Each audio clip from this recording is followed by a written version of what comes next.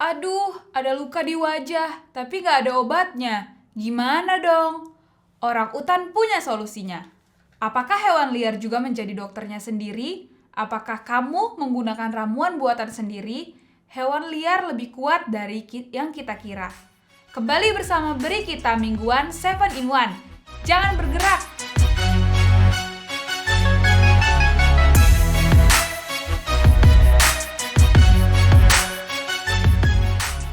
Dalam makalah dari Scientific Reports, ilmuwan Isabel Lomer dan Max Planck menyebutkan bahwa orang utan Sumatera, jantan yang berada di Taman Nasional Gunung Leuser, berulang kali mengoleskan salep tanaman buatannya pada luka di wajahnya.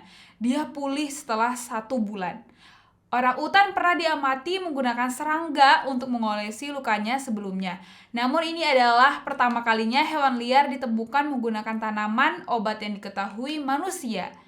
Luhut Panjaitan merupakan Menteri Koordinator Bidang Kemaritiman dan Investasi Republik Indonesia, menyebutkan bahwa untuk menarik lebih banyak talenta Indonesia, khususnya di bidang teknologi berprestasi di luar negeri, Indonesia sedang mempertimbangkan untuk membuka kewarganegaraan ganda.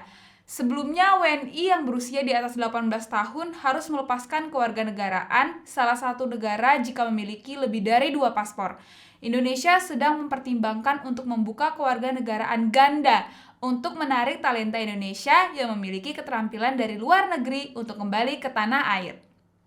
Bagaimana dengan komentar-komentar di videonya? Komentarnya ada pro dan kontra. Ada yang komentar, Indonesia tidak menganut dui kewarganegaraan yang sudah tertuang dalam undang-undang. Selain itu, ada juga yang komentar, saya setuju kewarganegaraan ganda diperbolehkan, tapi dikecualikan untuk pejabat negara, ASN, dan TNI ataupun Polri. Dan ada pula yang berkomentar positif, kami akan selalu mendukung apapun kebijakan dari Menteri Luhut Panjaitan karena kami yakin kebijakan itu untuk kebaikan Indonesia dan rakyatnya juga. Masih belum tahu kelanjutannya dari berita ini, kira-kira gimana menurut Mas Mbak di Taiwan? Boleh komen di bawah. Akankah perusahaan teknologi dari seluruh dunia datang ke Indonesia? Disebutkan terakhir kali ada Nvidia untuk chip, AI, ada Apple untuk iPhone, SpaceX, dan ada Starlink. Siapa yang datang ke Indonesia minggu ini? Bisa kalian tebak? Ya, betul. Microsoft, perusahaan perangkat lunak terbesar dan perusahaan perangkat lunak AI yang paling kuat, mengumumkan bahwa mereka akan menginvestasikan sebanyak 1,7 miliar US dalam 4 tahun ke depan untuk menyediakan 840.000 peluang keterampilan kecerdasan buatan di Indonesia. CEO Microsoft Satya Nadella mengatakan AI mengubah dunia dan juga akan mengubah kehidupan dan pekerjaan masyarakat Indonesia. Personil Suyu atau personil dari Twice namanya Suyu tiba Indonesia. Apakah kamu penggemar Twice dan penggemar Suyu? Udah tahu kalau datang ke Indonesia? Suyu adalah seorang gadis asal Taiwan yang tiba di Indonesia untuk mengadakan pertemuan dengan penggemar tersebut dan ia bekerja sama dengan merek Pond's. Suyu membagikan postingan foto yang diambil hari itu dan menguploadnya di IG. Jika Anda tertarik, bisa menuju ke deskripsi video ini, ada link di dalamnya dan ada juga video tentang Suyu. Pada tanggal 1 Mei adalah dan diperingati sebagai Hari Buruh. Apakah kamu libur pada hari itu? Terima kasih kepada semua pekerja atas kerja keras kalian.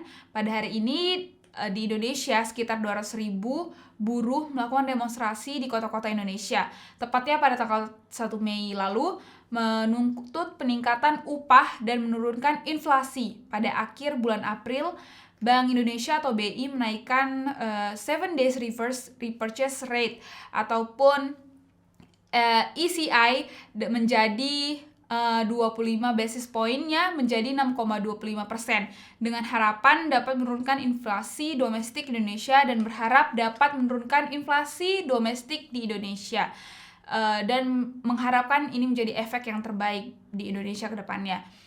Selain itu, ada berita yang menarik perhatian masyarakat tentang barang bawaan dari luar negeri masuk ke Indonesia. Pada tanggal 2 Mei 2024, melalui website resmi Kemendak RI mengumumkan bahwa tidak ada jumlah batasan barang yang dibawa penumpang dari luar negeri. di mana sebelumnya berita bakal dibatasin, tapi Mendak mengatakan yang penting kita harus bayar pajak, jelas Zulkifli Hasan selaku Menteri Perdagangan.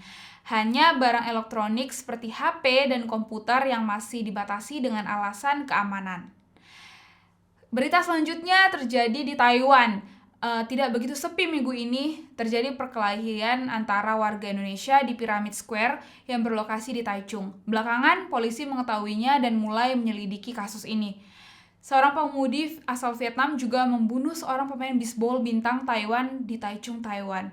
Dan berlokasi di Kingsway, Taichung juga, sebanyak 5 orang Vietnam merampok seseorang dengan menodongkan senjata dan mencuri uang tunai sebanyak 180.000 NTD.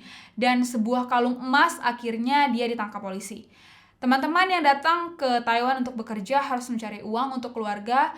Kalian diharapkan untuk menghindari perkelahian atau keributan. Lindungi diri dan keselamatan kalian sendiri dan pergi ke tempat-tempat yang sederhana dan aman. Inilah berita mingguan 7 in 1.